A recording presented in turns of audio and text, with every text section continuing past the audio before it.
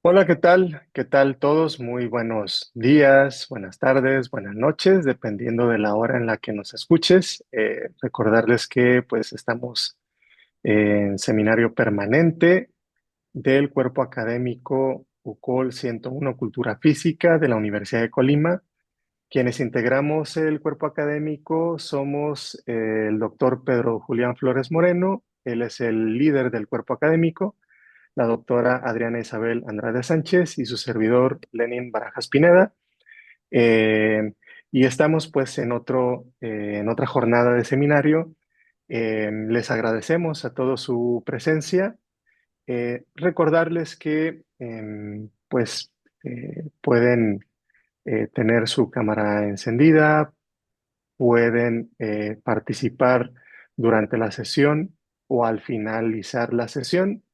Eh, Pedirles también que al final de la charla se registren si así lo requieren para que se les pueda entregar una constancia de participación y de asistencia.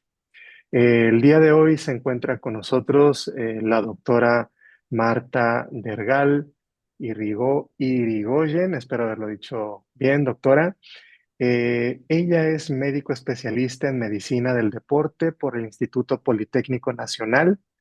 Cuenta con una amplia formación en nutrición deportiva, en antropometría y en entrenamiento, incluyendo certificaciones internacionales con el Comité Olímpico Internacional, la Asociación Internacional de Quinantropometría y Precisión Nutrición, entre otros.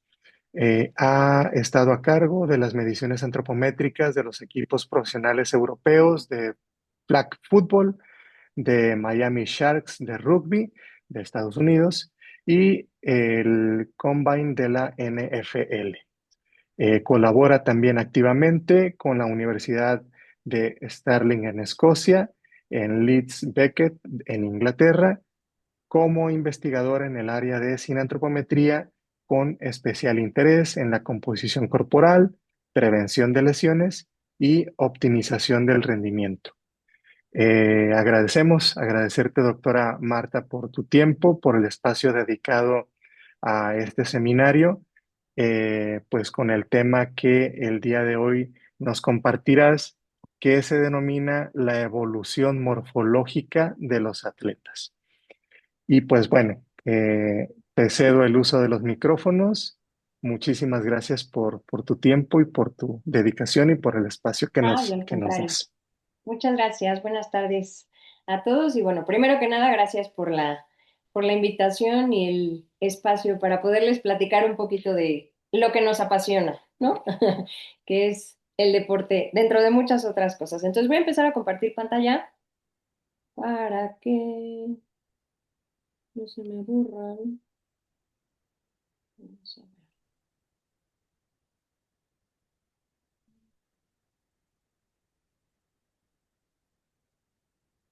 Me pone aquí que te tengo que pedir una...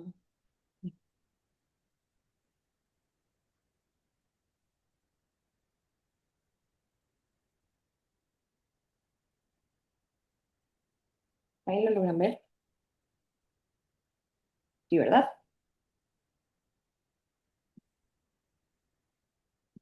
Muy bien. Bueno, espero que todos me escuchen bien y básicamente la charla de hoy, como ya Lenin nos dijo, se trata sobre la evolución morfológica y lo que hay, toda la ciencia que hay muy brevemente detrás de un atleta de élite. Entonces, me gustaría empezar esta charla preguntándoles, o más bien que tengan una imagen mental de últimamente, algún partido que hayan visto de los Juegos Olímpicos, Milano Cortina, no sé, algo que esté relacionado con un atleta de élite y que no los haya dejado con la boca abierta y se hagan la pregunta de cómo le hacen, ¿no? Porque por lo menos a mí me pasa.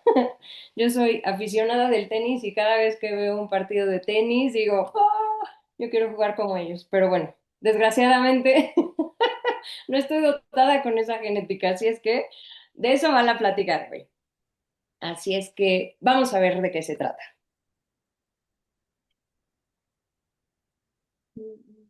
Aquí está. Si se fijan en esta gráfica, tenemos la población en general, que son todos estos puntitos en el centro. Y ahí es donde estamos prácticamente todos nosotros. Em, y si se fijan, les puse unas flechitas que salen disparadas de lo que son todos esos puntitos. Y eso representa a todos los atletas de élite en este caso, saltadores de altura, nadadores, lanzadores, maratonistas, jugadores de rugby. Piensen en muchos otros deportes. Y básicamente lo que quiero representar con esta imagen es que lo que nosotros buscamos en un atleta de élite, desgraciadamente no es el común denominador, sino es todo lo contrario. Lo que estamos buscando en ese cuerpo es una rareza, ¿no? Una rareza estadística, una rareza antropométrica y una rareza o algo que destaque de lo que es, digamos, la población en general. ¿Ok? A esto, los científicos, hay un estudio muy interesante de dos autores que se llaman Norton y Oakes, que estudian precisamente toda la evolución de los atletas a lo largo de todo el siglo XX. Es un estudio hermosísimo y que habla no únicamente de la selección darwiniana. Si recuerdan nuestras clases de biología, probablemente de secundaria, de preparatoria, inclusive de la universidad, se hablaba de la teoría de la evolución de las especies, ¿no? En la que sobrevive el más apto, el más fuerte, el que se adapta a las condiciones de clima, de estar conviviendo, por ejemplo, en manada, los animales, etcétera, etcétera, ¿no? Entonces, ahora ya no nada más hablamos de el más apto y el más fuerte en el atleta de élite, sino que estamos viendo que estos atletas,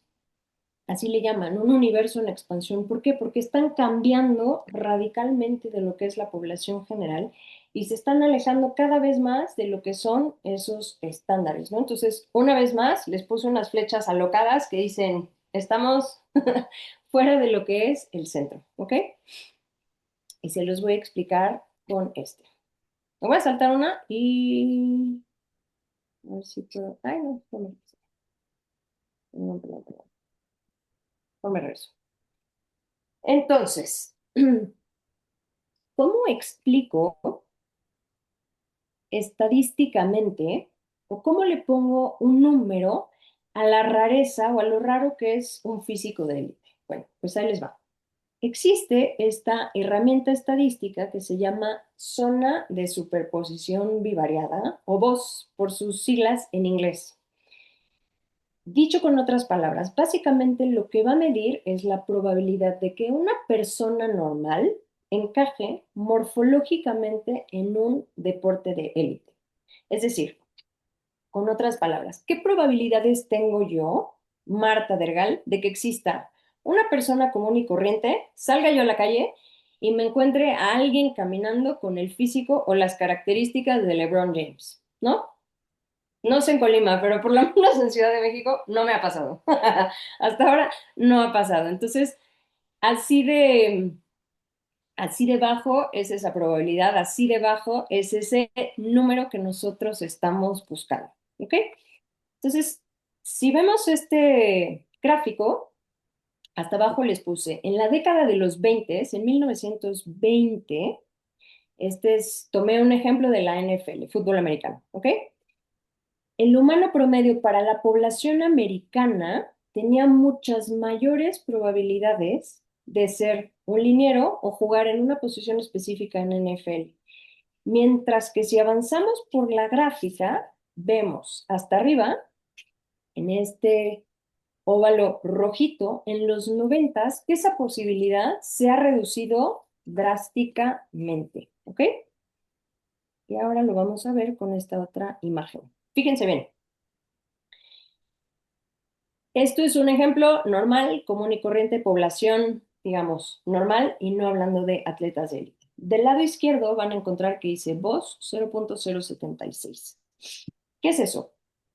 Pensemos en, la reina de belleza, la reina del Festival de la Primavera de algún estado de la República Mexicana, ¿no? La reina de belleza de Veracruz. O la flor más bella, no sé. Pensemos en un certamen de belleza, ¿ok? Las posibilidades de esa chica o de la población femenina de que tengan esa combinación exacta de altura, por ejemplo, de talla y de masa corporal o de peso para ser una modelo regional es del más o menos 8%. Ajá. Si nos movemos a la gráfica del medio, entonces ahí tengo, dentro de todos esos puntitos que es la población general y el circulito, que vendrían siendo las modelos internacionales. Entonces, para ser una modelo internacional de pasarela de Gucci, de Chanel o de alguna marca deportiva, esa posibilidad se reduce a un 5%. Y ahora si nos vamos al extremo del agua pura y que a los chicos les encantan una modelo de Victoria's Secrets, ¿no? Fíjense bien, todos los puntitos que hay de población general y cuántos puntitos tengo dentro del círculo naranjita. Esa posibilidad se me reduce a menos del 1% de la población, es decir, menos del 1% de la población femenina tiene esas características para llegar a ser una modelo de Victoria's Secret. ¿Ok? Exactamente lo mismo pasa con el cuerpo ideal para un atleta de élite. Entonces me voy a regresar al ejemplo que les puse de la década de los 20. Entonces, si se fijan, en los 20, dentro de este óvalo rojito, pues teníamos a toda la población general, ¿ok? Entonces, prácticamente cualquier estadounidense podría haber jugado durante la NFL. Sin embargo, en los 90 quedan muy poquititos dentro de esa área que podrían haber sido jugadores de la NFL. Entonces, hoy en día existe una posibilidad de 1 entre 1000 de encontrar a un hombre adulto con el tamaño necesario para jugar en la línea, o sea, como linero en la NFL. ¿Ok? Les quiero explicar algo que vemos nosotros en población general que se llama tendencia secular. Y estos son todos los cambios que se ven a lo largo, o sea, cronológicamente y a lo largo del tiempo, normalmente se va midiendo en décadas, de cómo cambia la población. Es decir, nosotros, por ejemplo, población mexicana, no medimos lo mismo que hace 100 años. ¿Por qué?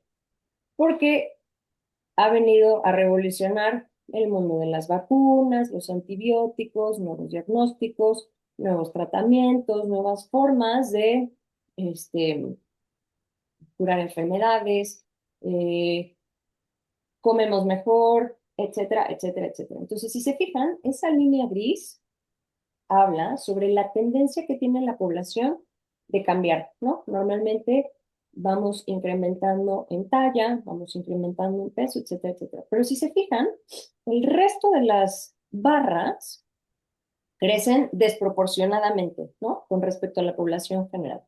Entonces, por ejemplo, en la NFL, el incremento de la talla triplica la tendencia de la población general. Es decir, la NFL crece 3 veces más que la población general. Lo mismo pasa con la talla o la estatura en la NBA. ¿Y qué pasa con otros deportes en los que se requiere no masa corporal, no talla, sino cuerpos chiquitinos? Por ejemplo, las gimnastas van hacia abajo, ¿no? O sea, en el artículo este que les comentaba de el estudio y el análisis de los atletas durante el siglo XX, habla que en algún momento la estatura o la talla promedio de las gimnastas fue de más o menos 1,60 m. Ahora estamos hablando de que es más o menos 1,45 m. O sea, son 15 centímetros más chiquitas, ¿no? Ahora, pensemos también que el deporte, al igual que el cine, al igual que el teatro, al igual que los conciertos, que la música, que cualquier otra forma de entretenimiento, pues es un espectáculo. Es un espectáculo que vende, que gana dinero y que vende, ¿no? Vende boletaje, vende camisetas, pines, gorras, lo que ustedes se imaginen. Ahora, Y lo que se ha visto específicamente en, por ejemplo, en jugadores de la NBA, habíamos dicho, población general, la estatura promedio para Estados Unidos era de 1,80 m. Y para un jugador de NBA le sumamos 23 centímetros, es decir, más o menos un jugador promedio debería estar en 2,3 m.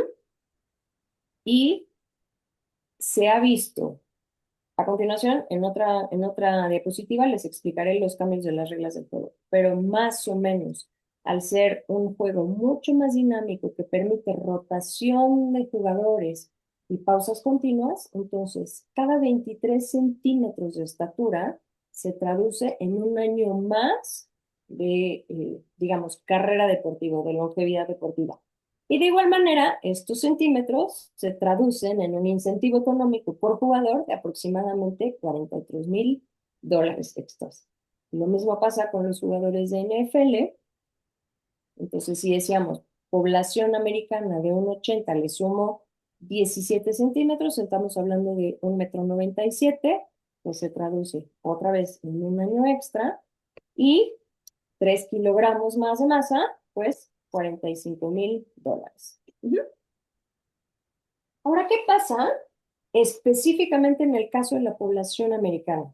Pues, ¿qué creen? Que ya nos quedamos cortitos de talla. Entonces, todos los scouts, los cazatalentos y la gente que se encarga de reclutar precisamente a estos atletas, pues tiene que cruzar fronteras, ¿no? Porque la población americana ya nos quedó cortita. Y entonces, de los 2,3 m que encontramos en Estados Unidos con 99 kilogramos, ahora necesitamos jugadores internacionales que midan más o menos 2,11 m o pesen 110 kilogramos, ¿ok? En México eso difícilmente lo vamos a encontrar. Recuerdo hace unas semanas que estuve trabajando para la NFL, nos invitaron a un partido de básquetbol y curiosamente nosotros estábamos en la parte casi más alta del estadio, ¿no? Y desde donde estábamos, recuerdo que entró a jugar un jugador que yo decía, es enorme.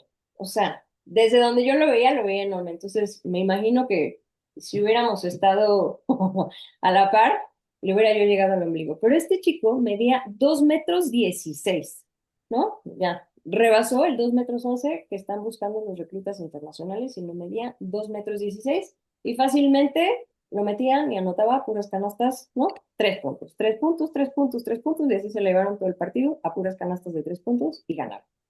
Pero bueno, esta es una historia que sucedió durante la década de los 70 con la NFL. Entonces hablamos de que no nada más es encontrar a un atleta que tenga las características, que cumpla con la biomecánica, el cuerpo específico, sino que también tenemos reglas televisivas y sobre todo patrocinadores y muchos incentivos económicos. Entonces en los 70 la NFL se dio cuenta de que estaba habiendo un estancamiento real de las audiencias, es decir, asistía menos gente a los estadios y los partidos que eran televisados no tenían un rating tan alto. ¿Y qué creen que se les ocurrió? Dijeron, oigan, estamos perdiendo dinero, así es que para dinamizar este juego vamos a cambiar, uno, las reglas del juego y dos, vamos a meter más pausas publicitarias durante los partidos para que la gente que venga al estadio no se aburra, vea un juego mucho más dinámico, cambios de jugadores y la gente que lo está viendo en televisión pues vea más comerciales, no se aburra, etcétera, etcétera. Entonces, ¿qué fue lo que pasó?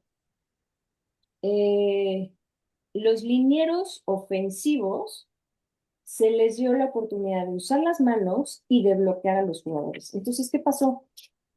Que de ser jugadores mucho más ágiles,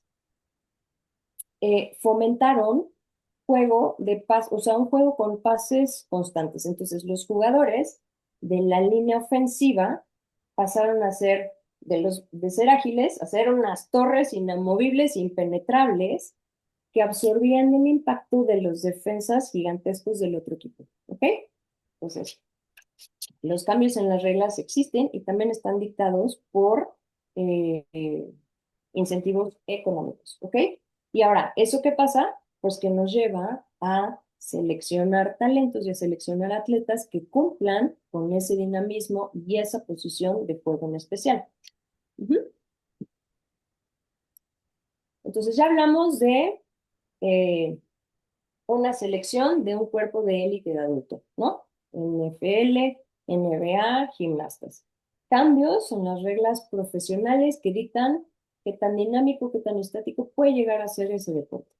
Los incentivos económicos y algo que es importante que es la selección a nivel infantil, ¿ok? Si habláramos de esto, tendríamos que echarnos otro seminario. Entonces, lo voy a mencionar brevemente, pero no es, digamos, como que el objetivo primario de esta plática. Y voy a hablar de un caso en específico que es Austria, ¿ok? En Austria, eh, todas las academias de fútbol midieron a sus talentos, desde la sub eh, 13 a la sub 18, ¿ok? Entonces lo hicieron, midieron 2.500 atletas de 2003 a 2005 y después, 10 años después, de 2013 a 2015, otros 2.500 atletas. No fueron los mismos, ojo. Entonces lo que hicieron fueron comparar estos 2.500 de la primera década contra los otros 2.500 de la segunda década y ver qué tanto habían cambiado a lo largo del tiempo. Y precisamente se dieron cuenta de que a lo largo de 10 años, estos futbolistas austriacos habían ganado 2,4 centímetros de talla y curiosamente algunos refieren que son más ligeros. Y vamos a ver qué pasó. Con el resto de las pruebas que les hacían, se dieron cuenta de que eran más rápidos en sprints, corriendo sprints de 20 metros, eran más ágiles y más coordinados, tanto en test de vallas como agilidad multidireccional. Pero ¿qué creen? Se volvieron más altos, se volvieron más rápidos, se volvieron más coordinados, mejoraron sus tiempos de reacción, pero disminuyó la flexibilidad. Ujú. Creo que ustedes en la universidad y como entrenadores y preparadores lo hacen mucho esta prueba estática de sit and reach, ¿no? O sea, que toquen la punta de los pies los chiquitines. Bueno, pues se dieron cuenta de que no eran tan flexibles como 10 años antes. Ahora, la, el planteamiento aquí es, ¿y por qué son menos flexibles? ¿O qué es lo que está demandando el juego para que los chicos sean menos flexibles? Bueno, recordemos que los tendones no solo actúan como estabilizadores, es decir, un, permiten la unión de el hueso al músculo. Ajá. Entonces transfieren la tensión del músculo al hueso y así se mueven las articulaciones. Por otro lado, absorben y devuelven energía mecánica. Pero entonces, ¿qué pasa si yo tengo un tendón más rígido? Ah, pues ahí les va. La rigidez del tendón y la hipótesis que se está planteando en este caso es que esta rigidez del tendón lo que hace es transferir la fuerza contra el suelo de una forma mucho más rápida que permita a estos jugadores ser más ágiles o más rápidos y correr un sprint en mucho menos tiempo. Es decir, lo que estamos viendo aquí en esta población es que existe una adaptación a la táctica del juego actual. O sea, si nosotros vemos a los jugadores de fútbol hoy en día y los comparamos con los de hace 30 o 40 años, pues nada que ver, son mucho más rápidos, mucho más explosivos. Hoy en día al juego se le da una prioridad, por ejemplo, de acelerar, de frenar, de explosividad, ¿no? Y eso probablemente se explique con esta, digamos, menor flexibilidad. ¿Ok? Ahora bien, entonces, ya dijimos que no nada más nos limitamos a buscar los cuerpos más raros y los que salen como las flechitas disparadas, ¿no? O sea, los que salen del promedio, sino que básicamente se necesita optimizar todo esto con precisión milimétrica.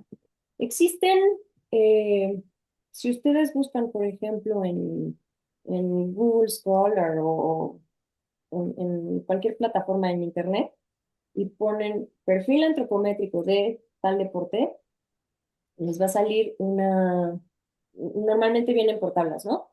El promedio o las características, por ejemplo, de los porteros de fútbol, ¿no? Ah, bueno, pues necesitan tener una talla promedio de, más o menos 1,90, una envergadura de tanto. Pero ¿qué pasa? Y bueno, con respecto a esas tablas de referencia, es como nosotros podemos comparar precisamente una selección de talentos o un jugador nuevo que requiera esta orientación, por ejemplo, la práctica deportiva, o requiera integrarse como atleta de élite. Pero ¿qué pasa con aquellos deportes emergentes que ahora vamos a ver en Los Ángeles 2028? ¿No? O sea, ¿qué pasa cuando no tenemos números, parámetros de referencia, por dónde empezamos, qué medimos? Y eso es de lo que ahora les voy a platicar de un estudio que hicimos.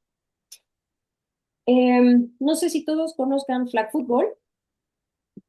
En México, el flag football se conoce como tocho bandera, ¿ok? Entonces, a diferencia del fútbol americano, que es un deporte que tiene contacto y que hay mucha colisión, hay tacleos y demás, hay mucha así, explosividad y mucho impacto, en el flag football se elimina el contacto. Entonces, ¿qué es lo que tenemos? Que los jugadores, si bien están básicamente preparados con la misma indumentaria, lo que tienen es un cinturón anclado a la cadera, a la cintura de la cadera, y del cual cuelgan unas banderas. Por eso se llama flag. Entonces cuelgan unas banderas y de lo que se trata este juego es de, se pasa un balón, pero en cuanto el jugador contrario retira la bandera del jugador, ahí se detiene la jugada. Es decir, no hay una tacleada o no hay un impacto directo para que termine la jugada. ¿Ok? Y ahora, ¿qué pasa con este nuevo deporte? Lo categorizamos como ¿qué? ¿No? O sea, lo comparamos con fútbol, soccer, lo comparamos con fútbol americano, ¿no? ¿Qué deporte? Lo que sí sabemos es que este deporte prioriza una agilidad extrema, velocidad sostenida y mucha resistencia. Es un deporte muchísimo más rápido que el fútbol americano. Entonces, habíamos dicho, sin contacto y de alta velocidad, y justamente va a debutar en Los Ángeles 2028. Ujú. Em, ¿Qué fue lo que hicimos? Viajamos hace 3 años a un torneo en Irlanda, en donde estaban concentrados todos los equipos europeos. Y los medimos. Entonces, como nunca nadie los había medido y no teníamos ni la más remota idea de cómo era el cuerpo de un jugador de flag football, pues los medimos. Medimos a 139 jugadores, 91 hombres y 48 mujeres. ¿Ok? ¿Y qué fue lo que encontramos?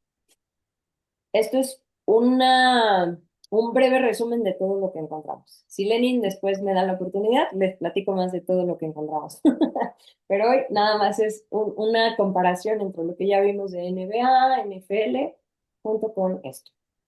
Entonces, en atletas masculinos encontramos que la estatura promedio es de 1,81,5, masa corporal 83 kilogramos y de masa muscular 40,4 kilogramos. Es decir, prácticamente la mitad de la masa corporal de estos atletas es masa muscular. Ujú. Y por otro lado, las atletas femeninas encontramos que la estatura promedio es un poquito más bajita, 1,65,8, masa corporal de 66,3 kilogramos y masa muscular 27,8. Entonces, si comparamos, por ejemplo, uno con otro, no hay mucha diferencia, ¿ok? Tanto en mujeres como en hombres. Y ahora, la adiposidad, fíjense, prácticamente es 1 kilogramo de diferencia. Hombres, 19,5 kilogramos, con mujeres, 20,5 kilogramos. Lo que sí encontramos fue una diferencia significativa con respecto al desarrollo muscular y el desarrollo óseo. Es decir, este está dominado por los hombres, no por las mujeres. Ahora bien, cuando nosotros tomamos los pliegues cutáneos, que nos hablan sobre cómo se distribuye esa adiposidad en diferentes regiones del cuerpo, entonces encontramos que en hombres la sumatoria total de esos 8 pliegues nos da 83,5 milímetros. y en mujeres 115,5 mililitros. Ahora, ¿en qué radicó la diferencia? Pues precisamente en la distribución de esa adiposidad. En las mujeres encontramos que se encontraba más a nivel de las extremidades, es decir, en los brazos, en los muslos y en las piernas, es decir, el pliegue del bíceps, del tríceps, del muslo y de la pierna fueron mucho mayores en las mujeres que en los hombres.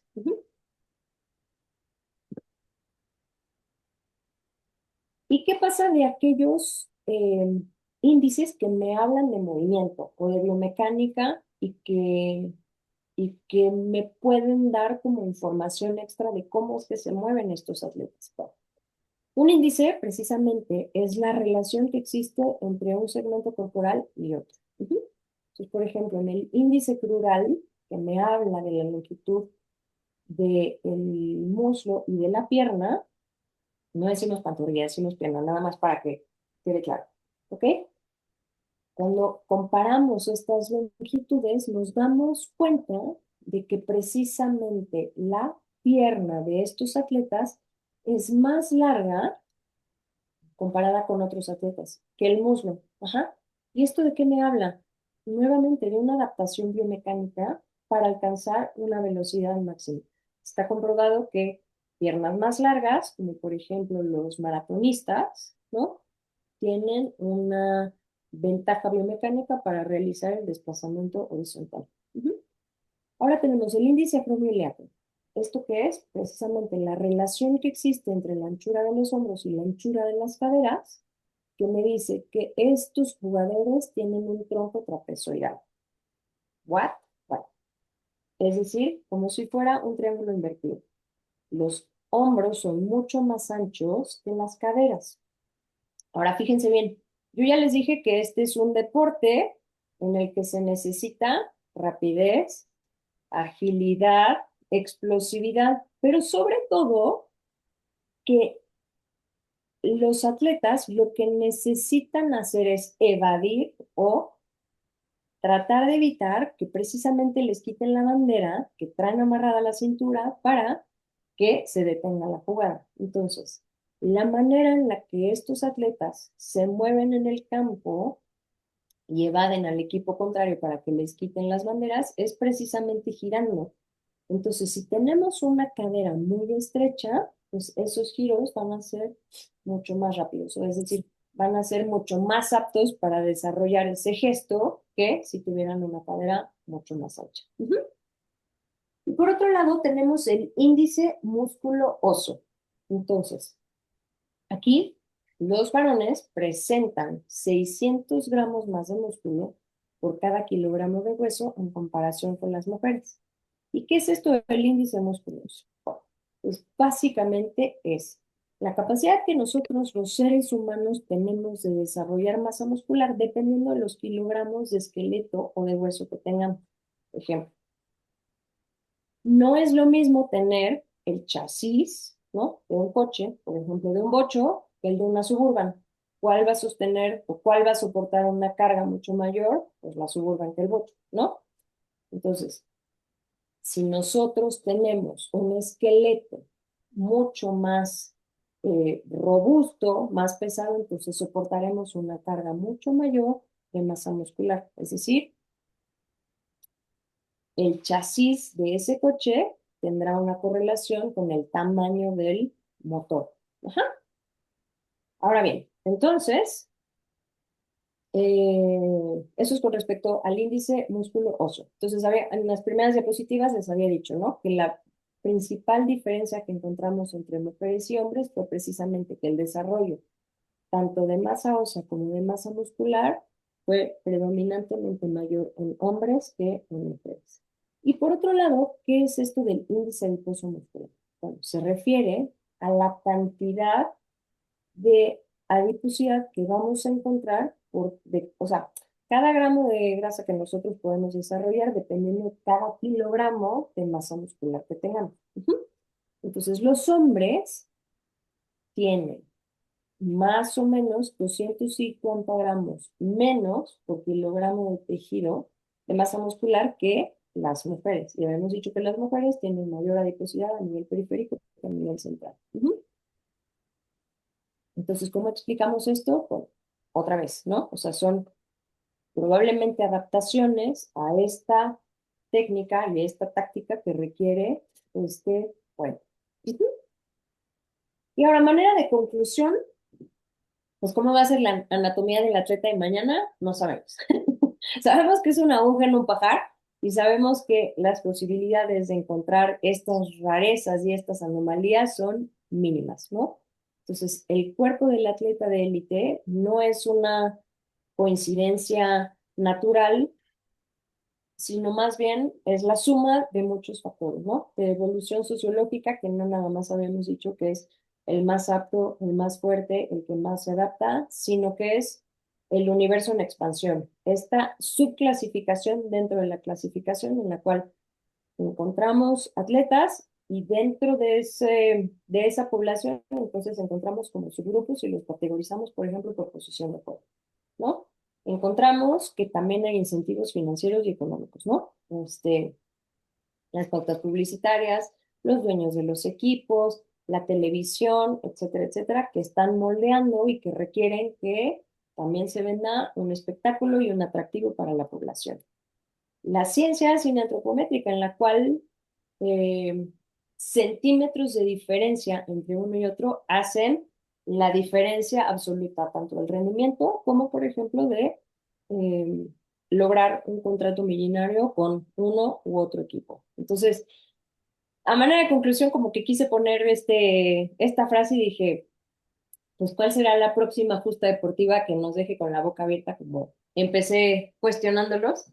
Y es, ¿qué cuerpos veremos en Los Ángeles 2028? ¿Serán los más raros, los más precisos? Em, veremos qué pasa con estos deportes emergentes y todo lo demás. Así es que con eso termino esta plática. No sé si alguien tenga dudas, comentarios, preguntas. Muchas gracias, doctora Marta. Muchísimas gracias por la charla. Pues pasamos ahora a la ronda de preguntas. Si hubiese alguna, por favor, la pueden colocar en el chat si no se animan a abrir el micrófono. O si se animan a abrir los micrófonos, pues adelante, estamos en tiempo todavía para las mismas. Entonces, bueno, em, de momento no tenemos en el chat alguna pregunta, pero si alguien gusta participar, con mucho gusto lo podemos escuchar y la doctora responder a las inquietudes que tengan.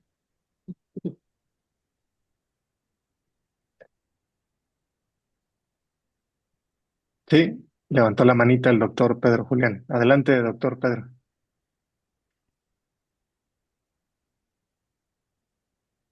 Tienes tu micro apagado, doctor. Sí, Doc, si quieres darle paso a los estudiantes que veo que están platicando ahí en el chat, yo me puedo Ah, quedar al final y igual vengo llegando y no creo que no hay, todavía no termina de hacer una buena conexión. Aprovecho, excelente plática, doctora Marta, estaba súper entusiasmado escuchándola porque dije, vaya, uno que trabaja con modelos para la programación del ejercicio, pues siempre está buscando todos estos datos y elementos para incluirlos dentro de la programación del entrenamiento, ¿no? Dice, wow. Yo creo que le voy a hacer un cuestionario de preguntas y usando la confianza se lo voy a hacer llegar. Claro, por supuesto. Colaboremos.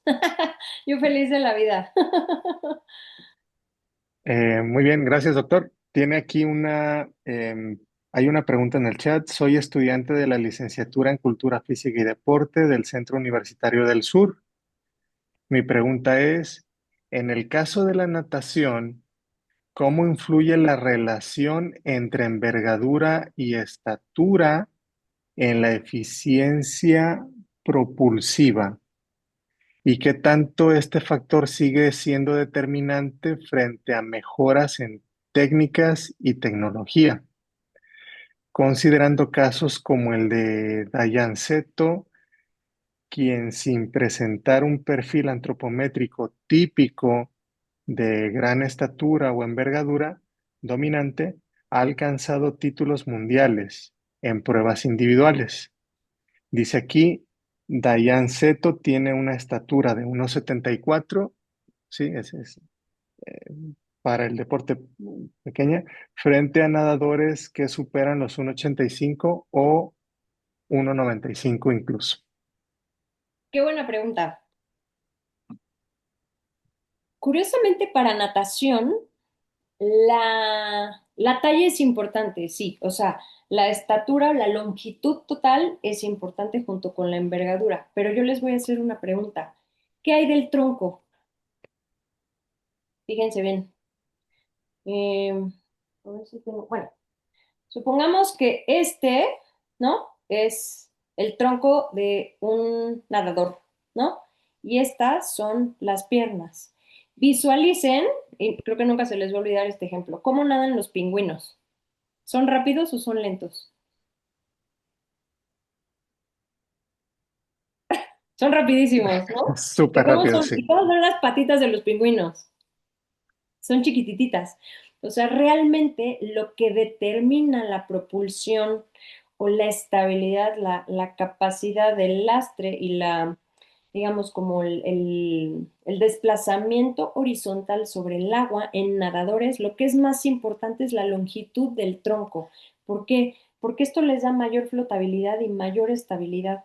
Entonces, si bien puede que las piernas no sean tan largas o los brazos no sean tan largas, lo más importante en la biomecánica de la natación es, uno, el tronco largo y caderas estrechas, ujú, junto con hombros mucho más anchos.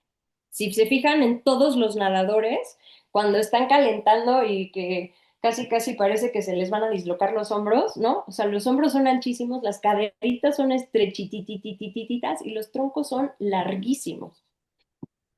Eso biomecánicamente es más importante o mucho más determinante en un nadador que la envergadura relativa a la talla. Pues ahí está la respuesta. Pone aplausos. eh, Ahora la, cada vez que vean un la- pingüino o una tabla de surf, se van a acordar de mí. Sí, sí, de hecho. Eh, muy bien. Bueno, creo que ya no tenemos preguntas en el chat. Doctor Pedro, creo que tenías algunas preguntas. Ya agotamos en el chat, ya no hay más. Em, entonces, si gustas, puedes tomar el uso de la voz. Muchas gracias, doctor Lenin, doctora Diana, qué gusto saludarla. Hace tiempo que no los veía. Bueno, doctora, ¿qué será? ¿El año pasado, Lenin? Más.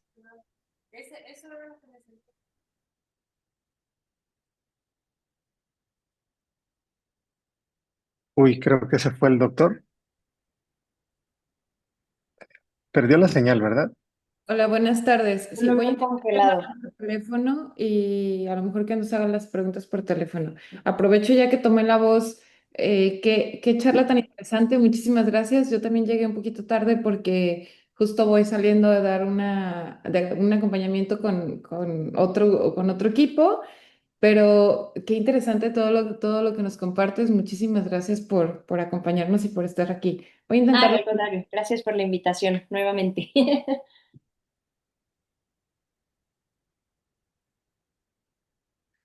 Uy, se me hace que también se fue. Ah, ¿ya estás de vuelta, Adriana? Ah, ok. Ok, doctor, estamos teniendo problemas con el internet. Pero bueno, seguimos a la espera de Nuevas que se preguntas. conecte nuevamente el doctor Pedro. Y si hubiese alguna pregunta más, puede ser en el chat o alguien más de los que estén interesados en tomar el uso de la voz, lo pueden hacer, pueden levantar la manita y con mucho gusto podemos interactuar con la doctora. Tengo al doctor Pedro en altavoz, lo voy a poner aquí. Creo Ah, que correcto, correcto. doctor Pedro, adelante. Disculpa, doctora, estamos aquí teniendo fallas técnicas. Le comentaba que hace un año, más o menos aproximadamente, exploramos la posibilidad del indicador del índice músculo óseo con el desempeño de la fuerza medida con un encoder. Y encontramos ahí datos interesantes en el sentido del perfil de la fuerza-velocidad con el chasis que usted comentaba ahorita, con el chasis que tienen estos sujetos, solamente sujetos que practican musculación. ¿Qué experiencias han tenido ustedes con este tipo de mediciones, sobre todo en los jugadores de fútbol americano? Mire, por ejemplo, el desarrollo de la masa muscular, o sea, curiosamente uno piensa que el tener más es mejor, ¿no? Y voy a hablar sobre, o sea, probablemente la influencia que hoy en día todos, independientemente de el, a lo que nos dediquemos académicamente, si estamos inmersos en el deporte o no, ahora existe una tendencia por tener más masa muscular. ¿Por qué? Pues porque te ves bien, porque está fit, porque, ¿no? Porque las redes sociales eso venden. Y cuando hablamos del deporte de élite, no necesariamente el tener más masa muscular implica mejoras en el rendimiento físico. Lo que hemos visto y lo que está comprobado y tratamos de hacer todavía estudios más a fondo con jugadores de fútbol americano es que si los jugadores, o sea, normalmente tenemos digamos, como una base y un techo, ¿no? Y ese techo está dado por una cifra de 5, es decir, por cada kilogramo de masa muscular podemos cargar, o estos atletas pueden cargar 5 kilogramos de masa muscular. Es la relación 1 a 5. Si esto se rebasa por arriba del 5.2, 5.3, entonces empezamos a encontrar lesiones musculoesqueléticas, sobre todo ¿en dónde? En hombros, en rodillas, lesiones del ligamento cruzado anterior, lesiones del ligamento cruzado posterior, lesiones de menisco. Entonces, no necesariamente el rebasar ese número es mejor. Seguimos a la espera, ¿no? O sea, hay lo que la literatura propone es que a partir del 5.2, 5.3 empiezan a haber lesiones.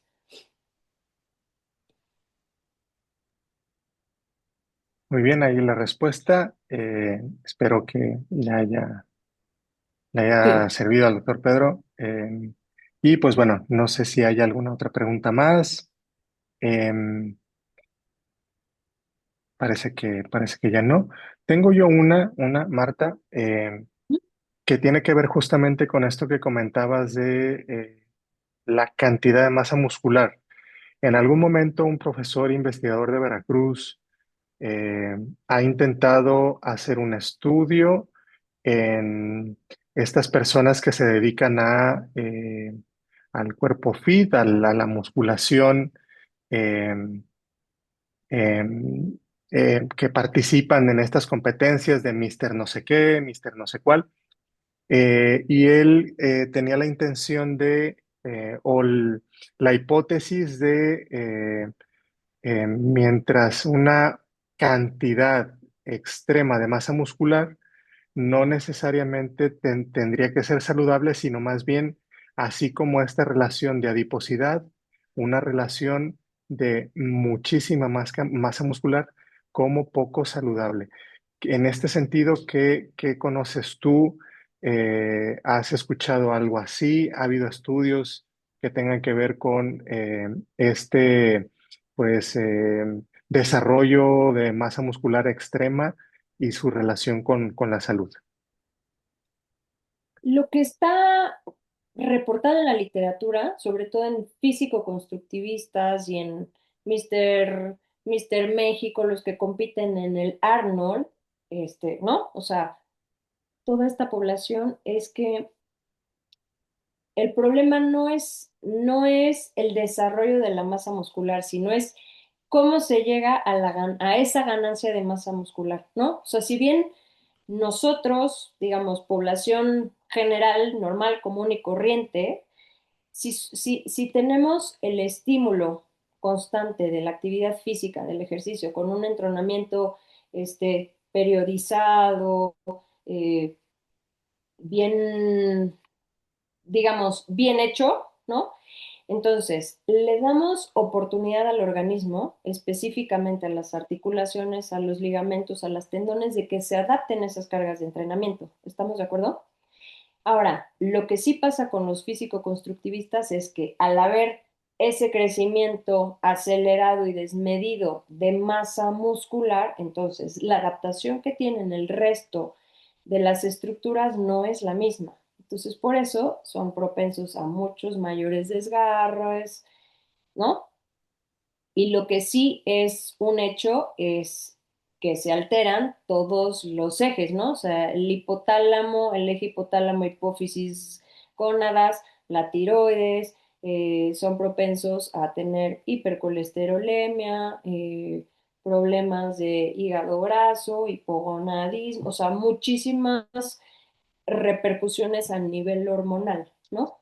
Más que se lo podamos achacar a la ganancia o al rebasar ese techo de desarrollo de masa muscular. Muchas gracias. Y una duda más, y con esto cerraríamos. Si alguien no pregunta en el chat o algo, cerraríamos con esta pregunta. Pues tenemos aquí muchas personas que acá en Colima se les llama trepacerros. Hay muchos cerros aquí cercanos, muchos trail runeros. Eh, si conoces justamente la estructura corporal, si has investigado en ese sentido a los trailruneros, y qué recomendaciones darías en cuanto al cuidado, ¿no? De esto, que en el mismo sentido de tu presentación, del cuidado de la estructura y de la composición corporal. Curiosamente tengo un equipo de chicos que hacen trail aquí en Ciudad de México y también trepan cerros y montañas y todo lo que te hace arriba.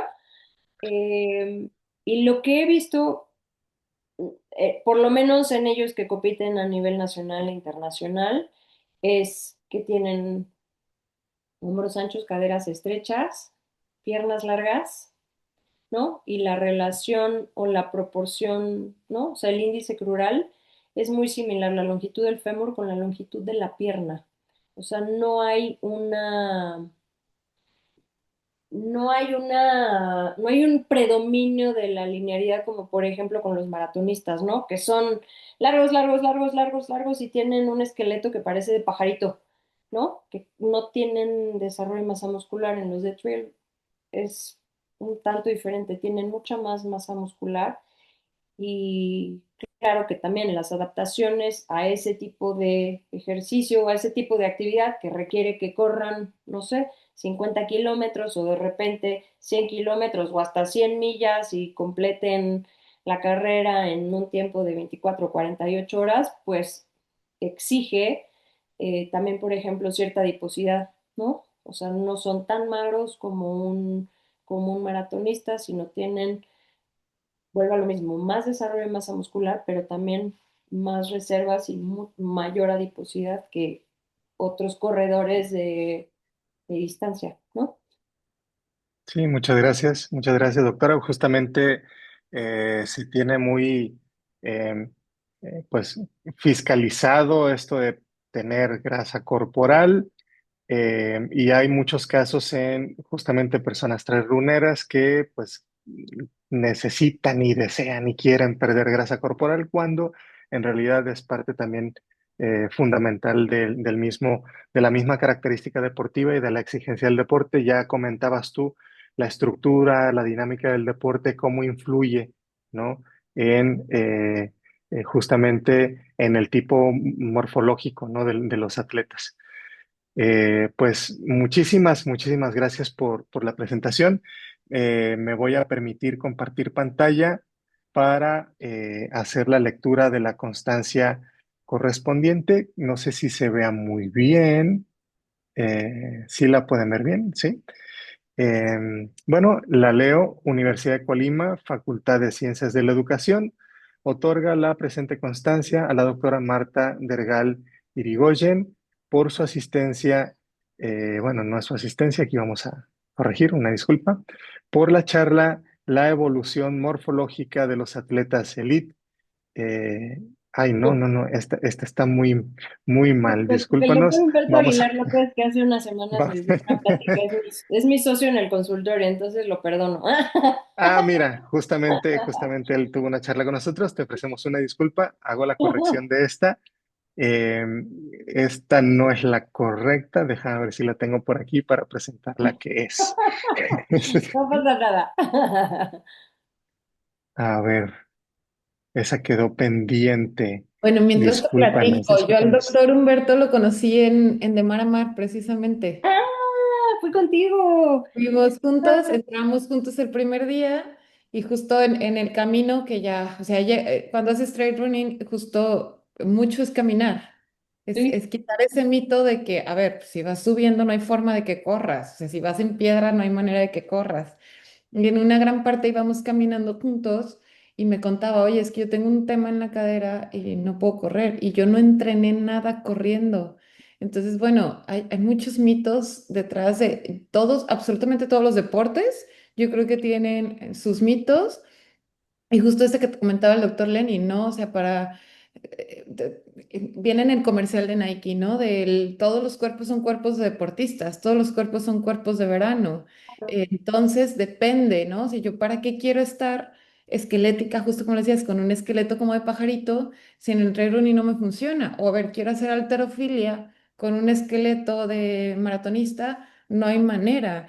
Y si trasladamos un poco tu charla y si observamos un poco en el día a día, pues no sé, depende de la actividad que estemos realizando, nuestros cuerpos se transforman.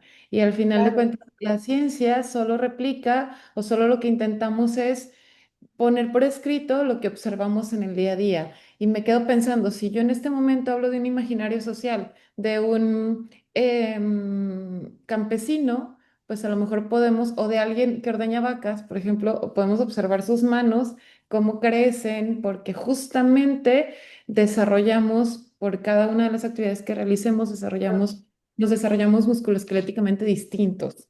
Yo Adaptaciones, totalmente. hacemos adaptaciones, efectivamente. Yo hice taekwondo muchísimos años, como 15 años de mi vida, tengo poco tiempo corriendo, pero justo el cambio de morfología de cuando paso de entrenar a taekwondo a intentar hacer trail running, primero asfalto, luego trail running, pues justo todo lo que me estabas diciendo me hacía completo sentido. Muchísimas gracias por esta charla. Y al contrario, que se repita Y pronto. A ver con qué otro tema. claro, tú aquí tienes puerta abierta el día que quieras y si no, Muchas nos gracias. inventamos Gracias otro por la seminario para invitación. invitarte. Muchísimas Muy gracias. bien, ya ya la tenemos la constancia, ahora sí, como debe de ser. A ver, déjame ahora sí compartirla. Eh, y bueno, aquí está. De la constancia a la doctora Marta Dergal por impartir la charla Evolución Morfológica No me pedí. de los atletas elite el día 19 de marzo del 2026 en el marco del seminario permanente Movimiento Salud, encuentros académicos sobre calidad de vida, organizado por el Cuerpo Académico Cultura Física de esta facultad y firma el maestro Martín Gerardo Vargas Elizondo, que es el director de la Facultad de Ciencias de la Educación, y el doctor Pedro Julián Flores Moreno como líder del cuerpo académico. Pues esta constancia te la haremos llegar, Muchas gracias. Marta. Y Nada pues más en mi bueno, apellido le puedes nuevamente poner Dergal, el apellido con R, que está con con... R, claro que sí, la corregimos. Sé que no Eh, son fáciles mis apellidos, pero bueno. sí, luego sobre todo el segundo apellido está todavía más complicado. Pues muchísimas gracias a todos los que estuvieron presentes en la charla. Damos por finalizada la misma y pues nos vemos el próximo mes. Voy a dejar y de grabar la sesión. Un abrazo a todos. Muchas gracias.